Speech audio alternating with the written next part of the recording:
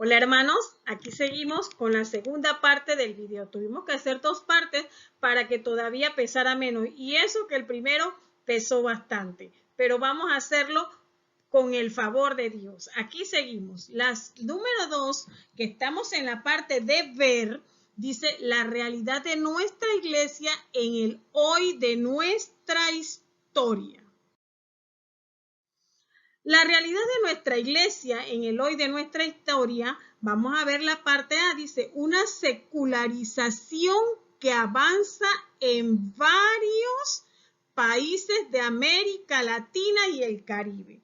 Por supuesto que estamos viendo esa secularización. La gente ya no quiere estar sujeto a ninguna norma, a normas de nada, no les interesa. Entonces, el documento conclusivo de Aparecida ya nos alertaba acerca de eso hace 14 años. Las serias tendencias de secularización, afirmando además las situaciones de nuestros pueblos que viven en el ambiente de secularización, según Aparecida. A más de una década después de Aparecida, este fenómeno ha progresado y de modo muy significativo, pudiéndose observar muy presente sobre todo en los adolescentes y los jóvenes.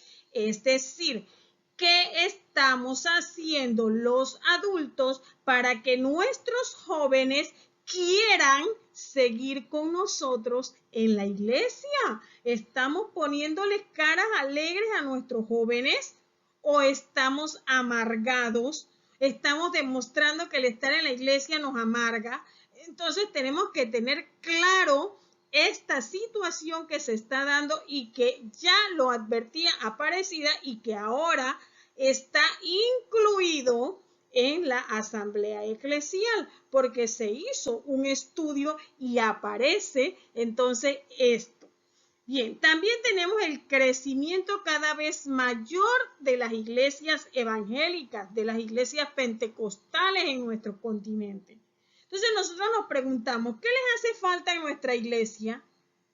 ¿Por qué no encuentran qué es lo que no encuentran en nuestra iglesia católica? ¿Qué es lo que buscan en las otras iglesias? Es algo que nosotros debemos analizar antes de ponernos a vociferar o a hablar o a reírnos de los que se cambian de religión. Tenemos que antes de reírnos tenemos que analizarnos sobre qué estamos haciendo o qué no estamos haciendo por la que ellos cada vez se van más hacia esas otras religiones. Los datos que están proporcionados por los estudios que se han hecho indican un fuerte descenso del número de católicos. Y ya, nuevamente repito, esto ya se venía viendo en Aparecida y ahora lo tenemos presente. Nosotros vemos en cualquier pueblecito levantan una iglesia y nosotros cuando acordamos aquella persona que nunca se le dio oportunidad en nuestra iglesia, resulta que allá tiene un puesto bien importante. Tal vez nunca vimos su talento, tal vez nunca lo observamos. Fuimos muy elitistas, que es exactamente la razón por la cual el Papa está pidiendo que en esta asamblea participen todos, que nadie sea excluido. Y por eso estamos haciendo este trabajo, para que llegue hasta el que tenga el celular más gallito, le llegue este mensaje que nosotros queremos que ustedes sepan antes de llenar sus documentos. Tenemos también el reto de un mayor desarrollo de la pastoral urbana. Pastoral urbana, como lo escuchan. La asamblea eclesial es un momento importante para discernir cómo estamos asumiendo el reto y dónde estamos en este proceso. Ya hablamos hace un momento de que la pandemia dejó en evidencia el hacinamiento que hay en las grandes ciudades. Entonces, desde la fe, nosotros podemos afirmar que Dios vive en la ciudad, pero hay que buscarlo y descubrir su presencia en los diversos ámbitos y las diferentes realidades en la ciudad. Tenemos el desafío de una pastoral urbana. Tenemos el desafío de llegar a esos lugares donde viven familias, hasta 3, 4 familias en un pequeño cuartito donde pagan un dineral de arrendamiento. Entonces tenemos que llegar a esas personas, tenemos que llegar a donde ellos que nos están necesitando. Tenemos un compromiso cristiano. Entonces ese es un reto, eso es un desafío, desarrollar una pastoral urbana. Los jóvenes, también tenemos a los jóvenes como actores sociales y gestores de cultura. Lo que el Sínodo de la Amazonia firmó para la Iglesia en la Panamazonía vale también para la Iglesia en todo el subcontinente. Es una iglesia con rostro joven. Eso no quiere decir que tenemos que echar a los viejos de la iglesia, no. Los viejos tenemos que vivir la juventud, tenemos que nutrirnos de esa agilidad de los jóvenes. Eso es lo que tenemos que hacer. Debemos comprometernos con ellos, con los jóvenes. En la actualidad, la gran mayoría de los jóvenes, tanto en los contextos rurales como en las zonas urbanas, viven en condiciones muy precarias y a causa de la pandemia han visto su futuro todavía mucho más incierto.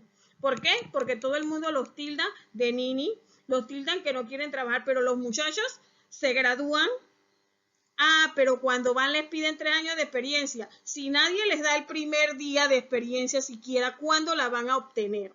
Entonces, estamos necesitando, ¿verdad?, que los jóvenes sean nuestros gestores, nuestros actores sociales. Tenemos que darle oportunidad a nuestros jóvenes, tanto en la iglesia, en la sociedad, en los empleos. Tenemos que mirar por el futuro de estos muchachos. Y esto es importante. Nada de estar, ay, que los tiempos antes eran mejores. Todos los tiempos han sido convulsionados. Pero ¿qué pasa? Ahora no queremos darle espacio a los jóvenes. Como no le queremos dar espacio, los chicos no tienen experiencia y no tienen oportunidades. Pensamos que los muchachos no sirven y lo que tenemos es que nutrirnos de la savia de ellos. Bien, en la siguiente parte, en la E, tenemos las mujeres y el reto de su plena participación en la sociedad y en la iglesia. Miren, luchar por los derechos de la mujer no significa salir desnudas delante de una iglesia, ni significa salir a dañar iglesias, ni luchar por el aborto. Eso no es luchar por los derechos de las mujeres. El Sínodo de la Amazonía, que fue acogido en el documento final donde se afirma, es necesario que ella, la mujer, asuma con mayor fuerza su liderazgo en el seno de la iglesia. En el mes de enero de este presente año, el Papa estableció un motu propio en que en adelante los ministerios del lector y del acólito están también abiertos a las mujeres de forma estable e institucionalizada. Esto es en la iglesia, pero también tenemos que preguntarnos si los altos puestos jerárquicos están siendo equitativamente distribuidos entre mujeres y hombres. Eso es un elemento a discernir. Eso es un elemento a discutir con nuestros vecinos, con nuestros hermanos, antes de llenar nuestros documentos. Si realmente la mujer está ocupando el papel que merece. Pero a su vez las mujeres tienen que entender que llegar a ocupar un lugar de preponderancia implica demostrar respeto, imponer respeto por las leyes, ser honestas, ser trabajadoras. No imponer lo mínimo, decir, es violencia contra la mujer. No, tenemos que ser respetuosas, tenemos que ser honestas, tenemos que ser trabajadoras. Entonces, nosotros tenemos que ocupar nuestro papel en la sociedad, pero igual de decente, trabajador y honesto como lo debe ser el hombre. como lo debe ser el hombre. Entonces, esto, la iglesia está dando los pasos y a nosotras nos corresponde ganarnos esos espacios.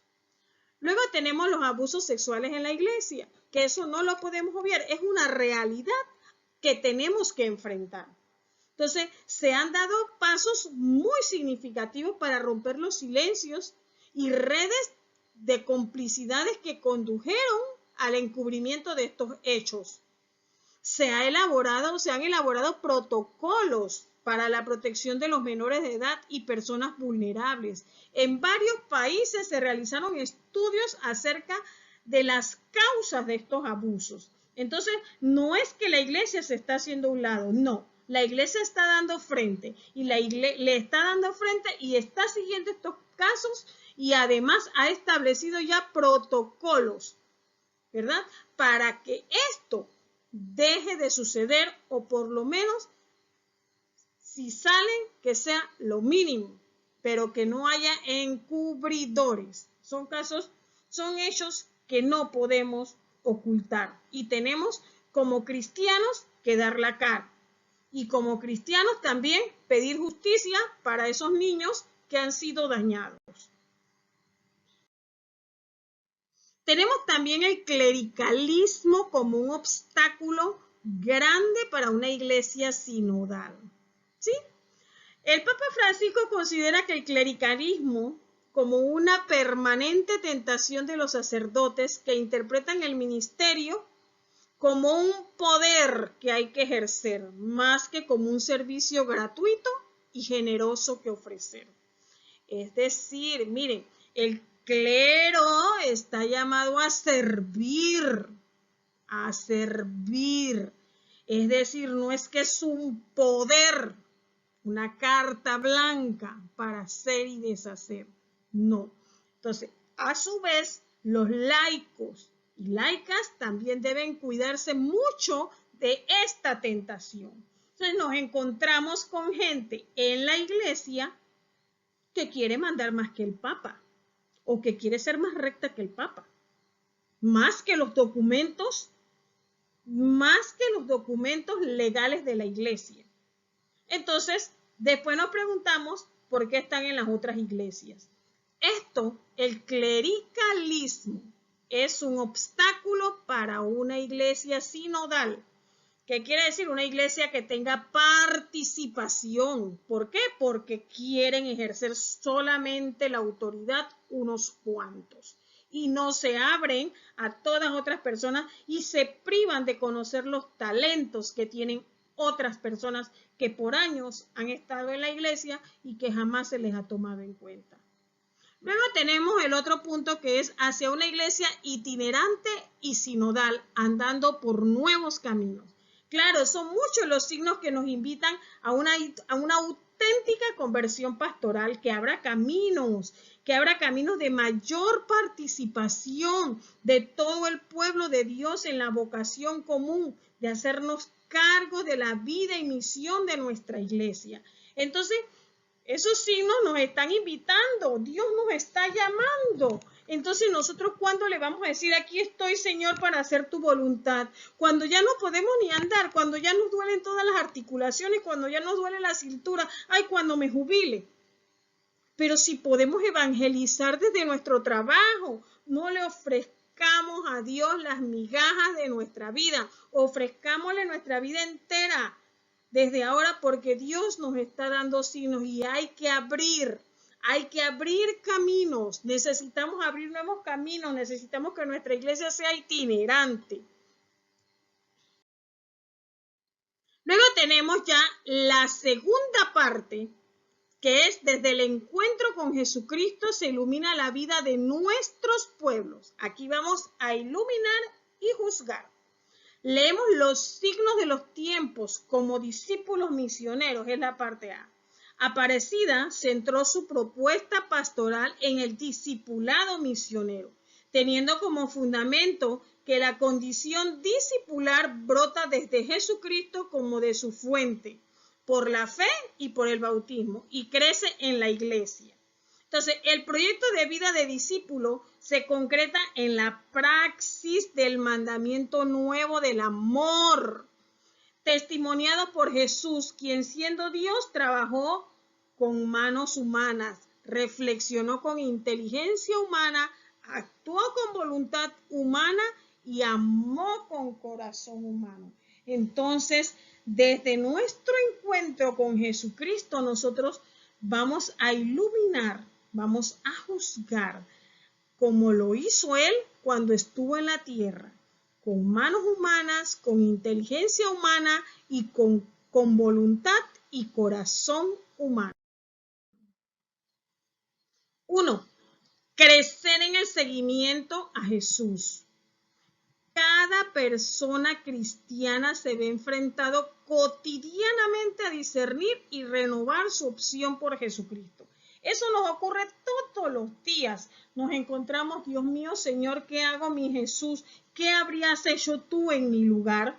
¿Verdad? Y nos encontramos en esa situación. El seguimiento, sin embargo, supone también una invitación a la conversión, entendiéndola como un proceso permanente e integral. Claro que permanentemente nosotros nos estamos convirtiendo, porque todos los días no somos iguales, nosotros vamos cambiando a medida que vamos aprendiendo, que vamos teniendo más esa cercanía espiritual con nuestro Señor, vamos renovándonos. Entonces tenemos, ¿verdad? Vamos creciendo en ese seguimiento a Jesús. Luego tenemos B, que como discípulos misioneros estamos al servicio de la vida, es decir, ser discípulos misioneros, andar. La misión, por tanto, no surge por un afán proselitista, por un afán propagandista, tampoco porque hablamos bonito, ¿verdad? Una dialéctica de los salvados, porque condenamos, tampoco porque surge una respuesta al mandato de Jesucristo, y porque los discípulos, por el desborde de gratitud y alegría, compartían la vida que brota del encuentro con Jesucristo. No, somos discípulos misioneros porque tenemos esa misión, porque tenemos esa necesidad de salir y predicar el evangelio, que se sepa la buena nueva, lo que nos está haciendo a nosotros feliz. Entonces, eso es lo que nosotros somos, discípulos misioneros al servicio de la vida. ¿Lo estamos siendo? Eso nos lo tenemos que preguntar, si estamos siendo realmente discípulos misioneros. No solamente salir con una Biblia a predicar, no solamente eso, sino que si nosotros en nuestro trabajo, con nuestras actitudes, con nuestro comportamiento hacia las demás personas, estamos siendo discípulos misioneros del amor de Jesucristo hacia nosotros. Eso tenemos que preguntarnos. Luego tenemos la misión como un movimiento en salida. Hay que salir, no podemos quedarnos. El Papa habla de las periferias, dice, todo lo humano tiene resonancia en el corazón de los seguidores de Jesús. Por eso dice que nunca más yo pude ser el mismo sin sentir aquello que sintió Jesús.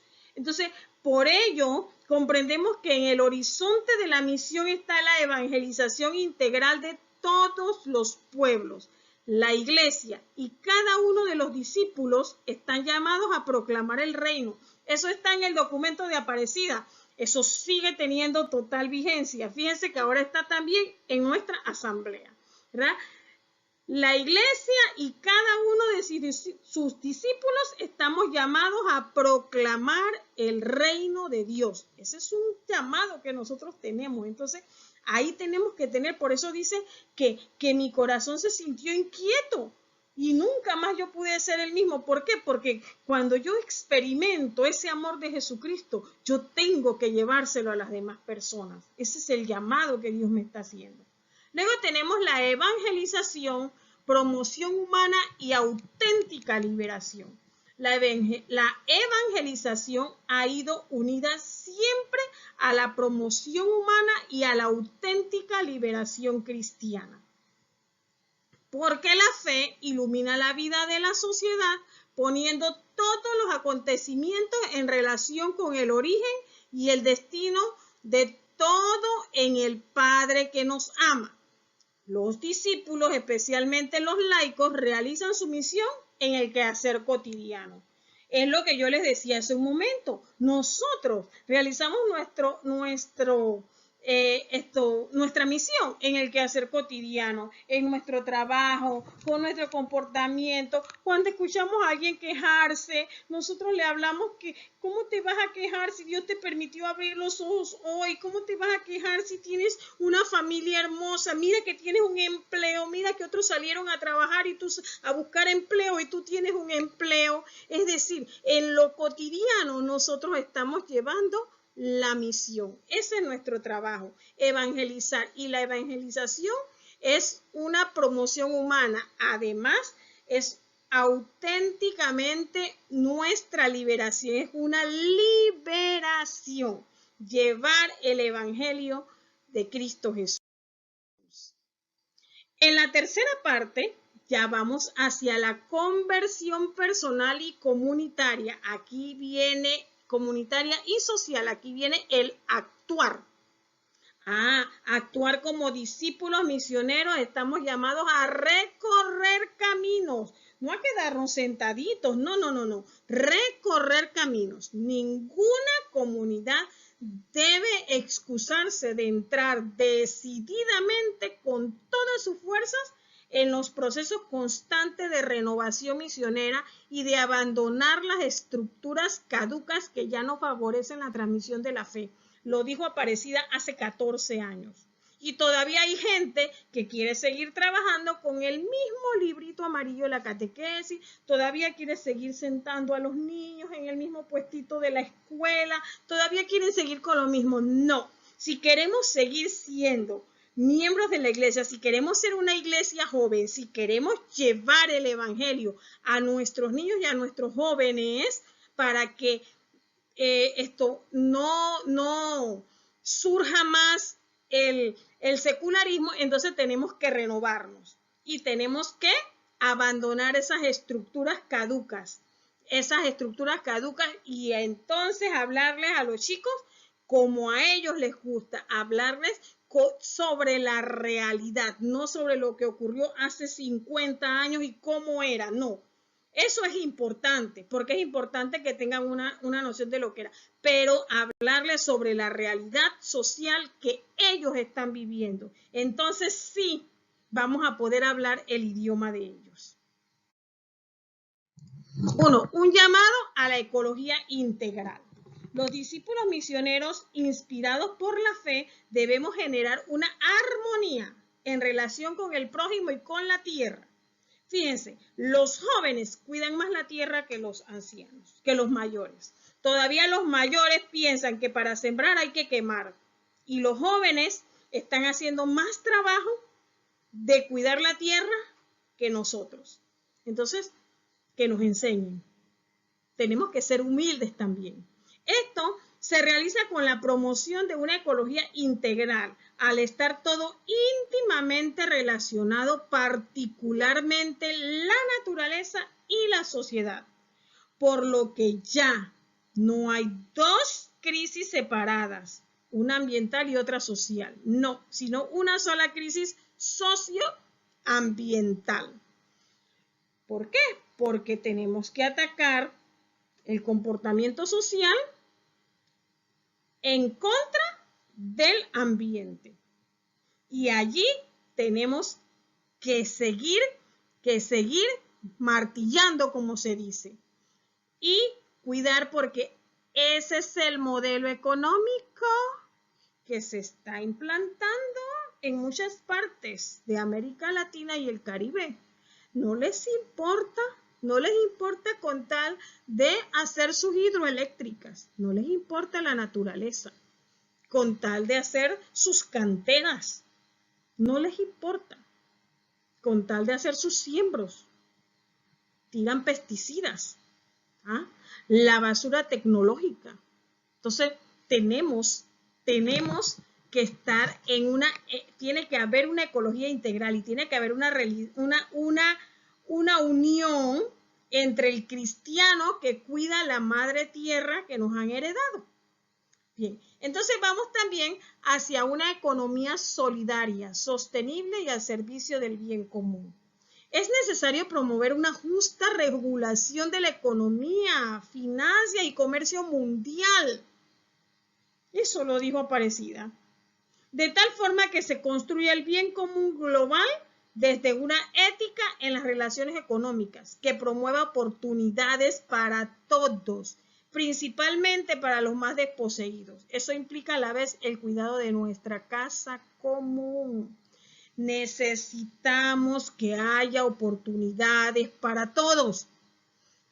En esta pandemia, todos hemos perdido, pero hay algunos comerciantes que quieren que solamente pierdan los empleados y no ellos. Entonces, tenemos que ser más solidarios, tenemos que demostrar que somos cristianos. ¿Dónde están esos empresarios cristianos? Entonces, eso analicémoslo, veamos qué comercio podemos hacer que además de ser economía solidaria, sea sostenible y que esté al servicio del bien común. Entonces, tenemos que idear, tenemos que crear ideas, tenemos que ser renovadores en este sentido. Luego tenemos que los discípulos comprometidos con una cultura de paz. Como discípulos misioneros de Jesús no podemos quedar indiferentes frente a estos diversos tipos de violencia que afectan sobre todo a las personas más indefensas y desprotegidas. Existe el riesgo grande en nuestras sociedades de que nos acostumbremos a los niveles altos de violencia y que ya ni siquiera nos indigne. Las mujeres son golpeadas, son maltratadas, los niños son golpeados, son abandonados y ya lo vemos como una noticia más en la televisión. Entonces corremos ese riesgo de que eso se nos haga indiferente. Entonces tenemos que ser discípulos que nos comprometamos con una cultura de paz. Ese mensaje debemos llevarlo. Tenemos también otro asunto, las nuevas tecnologías, sus grandes contribuciones, pero también sus riesgos. En la era de la globalización estamos asistiendo a un aumento de la desorientación, de la soledad, de la pérdida de sentido. ¿Por qué? Porque la gente está inmersa en la tecnología. Pero nosotros tenemos que servirnos de la tecnología y no ser servidores de la tecnología. Entonces, por eso surge el desafío de saber dialogar, discernir y actuar para hacer visible el mensaje del Evangelio y para ello hacer también uso de los medios digitales. La iglesia se está haciendo cada vez más presente en este espacio virtual. De hecho, en esta pandemia la iglesia tuvo que actuar. La que no estaba en órbita tuvo que ponerse en órbita, porque si no, se quedaban sin llevar el mensaje del Evangelio. Entonces, en esta era globalizada, nosotros tenemos que servirnos de la tecnología y no que la tecnología se sirva de nosotros, porque si no vamos a estar abandonados. Incluso estamos viendo ya a niños, ¿verdad? Y jóvenes que se violentan contra sus padres por el mal uso que se le ha dado a la tecnología. Entonces, tenemos que aprender a usar la tecnología a nuestro favor, porque la tecnología llegó y llegó para quedarse, pero tenemos que aprender a usarla a nuestro favor. Entonces, las nuevas tecnologías y sus grandes contribuciones y sus riesgos son un punto que se va a tratar en la Asamblea Eclesial. También hay una mayor interculturalidad e inculturación.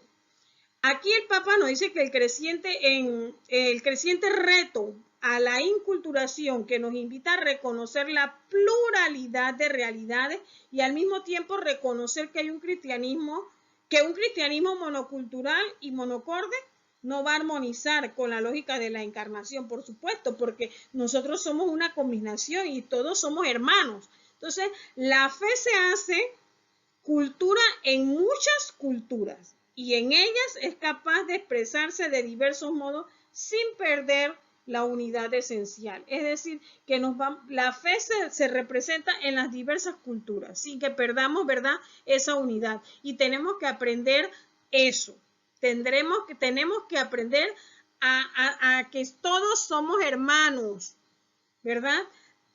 Que no es acorde con nosotros un cristianismo monocultural ni monocorde. Entonces tenemos que ir hacia esa inculturalidad e inculturación. Bien, luego tenemos el velar por la democracia todavía frágil en nuestros países. Fíjense, nuestros países dicen que están en que viven democráticamente, pero sabemos que todas esas democracias son frágiles. Resulta una tarea urgente el hacernos parte y trabajar por la maduración de los sistemas políticos y sociales de nuestros pueblos. Nosotros no podemos quedarnos callados. Nosotros vemos que critican mucho en la televisión a nuestros obispos cuando opinan acerca de la política, porque no les gusta que la iglesia se meta, pero es que el cristiano tiene que hablar, el cristiano tiene que alzar su voz, porque nosotros no podemos ser cómplices, ¿verdad?, de las cosas, de lo que nosotros consideramos que se está haciendo mal. Entonces, hay que contribuir, ¿verdad?, con la savia del evangelio para que los sistemas políticos estén realmente al servicio de las personas y de su desarrollo integral. Porque la política es hermosa. La política es el arte, ¿verdad? Es para el bien común. Entonces la política no es fea, la política es hermosa, pero mucha gente buena no quiere entrar a política. ¿Por qué? Porque teme que lo ensucien, como es lo que ahora se considera que el político es sucio. Entonces tenemos que ver ese asunto. Hay que actuar sobre esto. Esto es una tarea que es urgente, porque estamos dejando en manos de otros el gobierno de nuestros países. Y luego entonces, ¿de qué nos vamos a quejar si no hicimos nada? ¿Verdad? Bien. Por último, aquí tenemos hacia una renovación eclesial. Una iglesia sinodal se abre al sentir o al intuir la fe. Eso es una especie de instinto espiritual que permite sentir con la iglesia y discernir con lo que es conforme a la fe apostólica y el espíritu del evangelio. Como bien lo expresaba el Papa Francisco en su discurso al Consejo Episcopal Latinoamericano en el 2013, la Grey posee su propio olfato para discernir los nuevos caminos que el Señor propone a la iglesia. Eso es lo que tenemos que hacer, una renovación eclesial, pero tenemos que pedir al Espíritu Santo discernimiento para poder olfatear, ¿verdad?, esos nuevos caminos que el Señor nos está proponiendo. Una iglesia que se abre, una iglesia que no sea elitista, que es una especie de instinto espiritual, una iglesia que nos permita sentir, que nos permita discernir lo que es conforme a nuestra fe y al espíritu del evangelio. Eso es lo que nos está pidiendo el Papa para esta asamblea eclesial.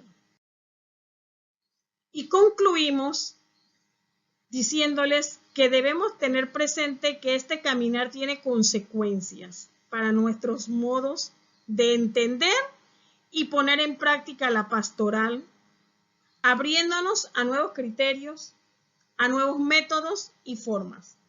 Hay mucha gente que no está de acuerdo, incluso dentro del mismo Vaticano, como ya lo sabemos.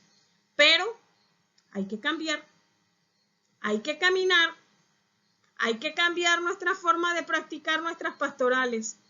Al discernir juntos los nuevos caminos, no bastan los buenos propósitos, que ciertamente son importantes, sino que tenemos que reflexionar también en qué medios necesitamos poner y qué pasos concretos hemos de dar para llevar los propósitos a la práctica. Porque recuerden que hay que actuar, hay que ver, hay que juzgar e iluminar, pero hay que actuar. No podemos quedarnos en uno de los tres. Entonces, esta es nuestra conclusión. Espero haber podido aportar un poco para que puedan ustedes en sus comunidades reunirse y discernir en torno a estos temas y luego entonces cuando se les explique cómo van a llenar los formularios, ustedes ya sepan más o menos de qué se trata. Muchas gracias y bendiciones para todos.